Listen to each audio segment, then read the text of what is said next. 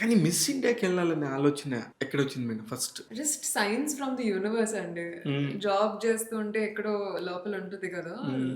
చాలు హ్మ్. నాకేదో కొత్తగా ట్రై చేయాలని ఉంది. Something new, something out of the box and అన్ని అడ్వర్టైజ్‌మెంట్స్ చూసేసరికి ఇనార్బిట్ మాల్‌లోనే జరిగిందప్పుడు. ఓహ్! ఆడిషన్.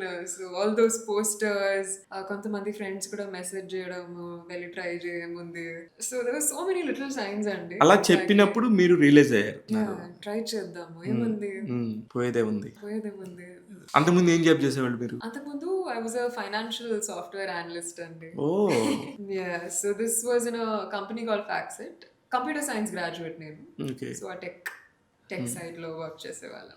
రకరకాలుంటాయి కదా కాంపిటీషన్స్. అవును. మీరు ఏ కాంపిటీషన్‌లో పార్టిసిపేట్ చేశారు? అక్కడ విన్ అయ్యారు? ఓహ్! మిస్ ఇండియాలోనా? హ్మ్. సో, ఇది మెయిన్ మిస్ ఇండియా అండి 2021లో జరిగింది. ఓకే. ఆహ్, ప్రతి స్టేట్ నుంచి ఒక అమ్మాయి సెలెక్ట్ అవుతుంది ఆఫ్టర్ మల్టిపుల్ రౌండ్స్. హ్మ్. నేను తెలంగాణ నుంచి సెలెక్ట్ అయ్యాను. రైట్. ఇన్‌ఫాక్ట్ మా ఇయర్‌లో అయితే కోవిడ్ ఇయర్. అవును. 2021. యాహ్! సో, హ్మ్. చాలా వరకు మేము ఇంట్లో కూర్చొని అందరం all of us girls laptop ముందర సెషన్స్ జేయడము, హ్మ్. కొత్త కొత్త సబ్ కాంటెస్ట్స్, బ్రాండ్ ప్రమోషన్స్ చాలా ఉండేవి. ఓకే. అండ్ మళ్ళీ వాళ్ళు షార్ట్ లిస్ట్ 15 మెంబర్స్‌ని షార్ట్ లిస్ట్ చేసి అవును. టాప్ బాంబే. 15లోకొస్తారా? కరెక్ట్. టాప్ 15 తర్వాత బాంబే. హ్మ్. అక్కడి నుంచి వాళ్ళు బాంబే టేకప్ చేసిద్ది. అవును. అలా జరిగింది. The miss India journey.